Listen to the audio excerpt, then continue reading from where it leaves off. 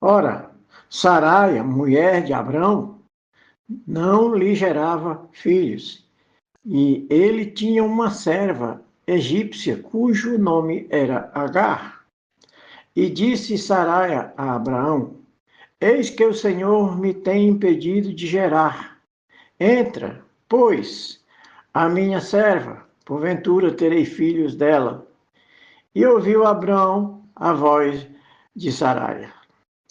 E aconteceu que depois destas coisas, que tentou Deus a Abraão e disse-lhe: Abraão, e ele disse: Eis-me aqui.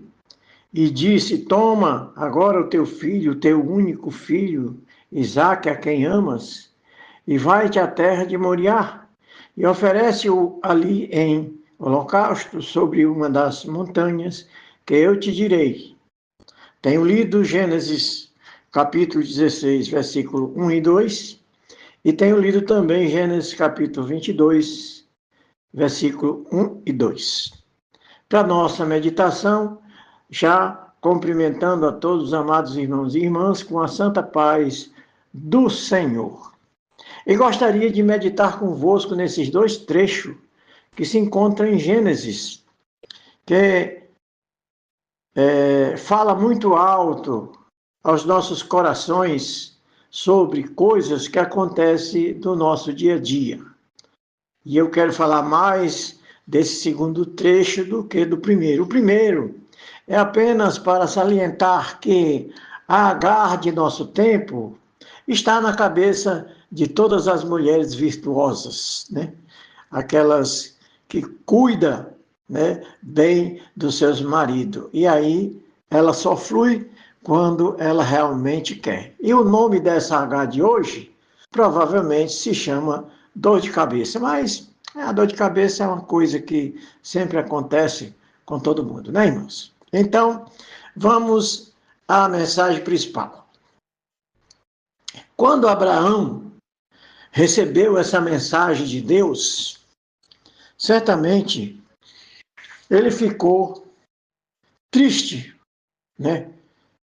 Até diz o hino que ele ficou triste, mas ele tinha algo muito mais forte nele, que era a obediência ao seu Deus. Assim como todo bom cristão deve ter na sua vida, né? Independente de qualquer adversidade, ser obediente a Deus. Isso é o que importa. Então, ele não mediu o tempo nem o espaço, foi logo preparando-se para cumprir aquilo que Deus tinha lhe ordenado. Então, ele pegou 2 dos seus moços, albardou o jumento, botou a lenha e chamou o seu filho Isaque e disse: Vamos sacrificar ao Senhor. E o menino subiu com ele e os 2 moços. Quando chegou numa certa altura, que ele avistou o local que Deus lhe tinha indicado, ele disse para os moços: Ficai aqui, que nós vamos ali sacrificar e logo voltaremos para vós. Dizendo isso com os moços. E subiu com o garoto, o jumento e a lenha para o lugar indicado. E chegando lá, Abraão arruma o altar, organiza o altar, né, que era em cima de uma pedra, provavelmente, e ali ele organizou a lenha e pegou Isaque, amarrou e jogou e botou ele em cima da lenha. Mas antes o menino até tinha se admirado de não ter visto o sacrifício e até disse para o pai: Meu pai, onde é que está o sacrifício? Né?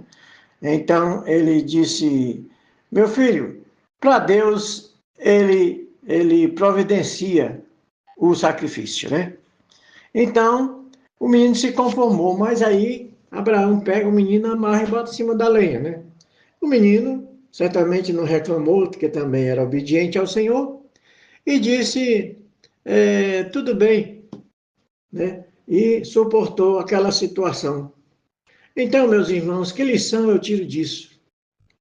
Eu tiro uma lição muito, muito grande, né? Muito preciosa para nossas vidas disso daqui.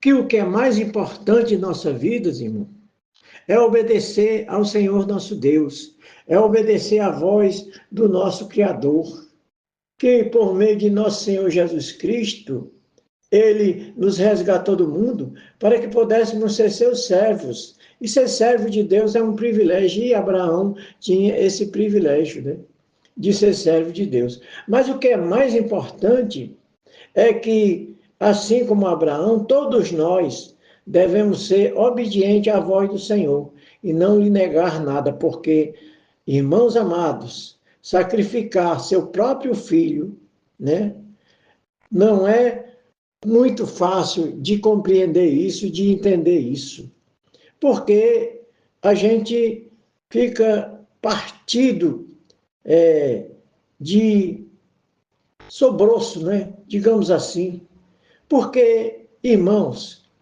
eu já sofri isso em 1980, quando perdi um filho meu num atropelamento. E, por incrível que pareça, irmãos, pareceu ser um sacrifício a Deus. Sabe por quê, irmãos? Porque eu tinha raiva de crente. Eu odiava crente, eu detestava crente. Eu amaldiçoava tudo que era crente, de qualquer denominação, não queria nem saber. Para mim, estavam todos doidos, todos errados. E, assim, eu continuei a minha vida. Mas em 1982, exatamente 82, o meu filho de 9 anos sofreu esse acidente e faleceu. E isso me botou para baixo, me deixou sem chão. Eu perdi o rumo, fiquei sem prumo, caí por terra. E não pensava em outra coisa a não ser em chorar e me decepcionar com aquela situação que não foi muito fácil para continuar aquela situação, aquela vida, né? Então, o que eu fiz? Eu digo, bom, eu não tenho outra saída a não ser procurar Deus. Porque numa situação de fundo de poço, todo mundo faz isso, né? Todo mundo corre para procurar um auxílio sobrenatural, porque não era fácil enfrentar aquela situação. E quando eu fui procurar Deus, eu fui à igreja católica, porque era a igreja da minha tradição, da minha família. E fui lá e participei de alguns eventos, missas e tal, e não vi Deus, não senti Deus, não encontrei Deus, nem nenhuma palavra de conforto para aquilo que eu procurava. Eu até falei com o padre e disse que tinha perdido um filho de 9 anos. E a mensagem foi: tenha paciência, que Deus vai lhe abençoar. Mas eu não senti nada, ele não me confortou mais com nada, e eu fiquei naquela situação tristonha novamente, não mudou nada. Claro, eu não tinha nascido de novo, né? Como é que eu ia sentir alguma coisa? Não senti nada.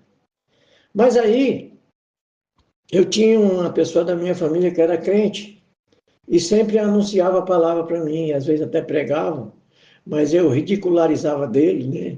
E muitas vezes não queria ouvi-lo. Mas aí nessa situação, ele me vendo à procura de Deus, ele me convida para ir à igreja dele. E eu fui à igreja Assembleia de Deus, né? Num bairro lá de Fortaleza. E quando eu assisti o primeiro culto, eu vi aqueles irmãos alegres, gritando glória a Deus e aleluia. Eu fiquei apavorado, eu digo, é um bando de louco, estão tudo doido. Eu não vi nenhuma imagem de escultura, não vi nada. Aí eu digo, não, aqui Deus também não está. Aí vim para casa triste, decepcionado, do mesmo jeito. Mas quando eu cheguei em casa, eu tinha uma Bíblia católica, daquelas grandonas, enorme, né? Aberta no Salmo 91, que estava no estante. Eu digo, eu vou ver se eu acho Deus aqui.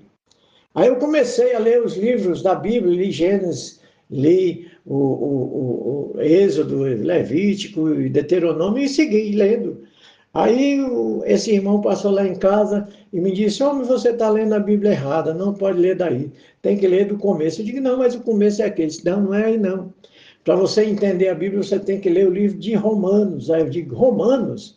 E quem foi que escreveu Romanos? Ele disse, foi Paulo que escreveu essa carta para a igreja de Roma.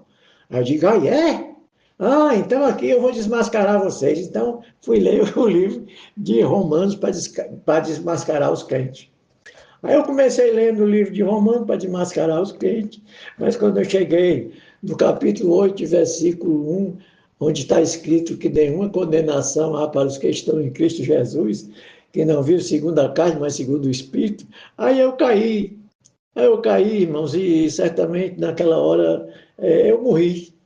Eu morri e nasci de novo porque eu entendi o seguinte: ora, se nenhuma condenação há para os que estão em Cristo Jesus, aqueles dois estão todos salvos e eu estou perdido. Aí eu corri para a igreja no domingo seguinte e fui lá aceitar Jesus como meu Salvador. Portanto, irmãos, a história é essa. A gente tem que ser sábio porque entendemos isso, que quando nós temos um Deus que obedecemos, não existe adversidade, não existe tribulação, não existe nenhum empecilho do inimigo de nossas almas que possa atrapalhar ou impedir a nossa caminhada rumo à eternidade. Portanto, irmãos, nós temos que ter uma certeza absoluta de que para todas as coisas Deus proverá, assim como Deus proveu o sacrifício para Abraão não sacrificar o filho, ele vai prover todas as nossas necessidades.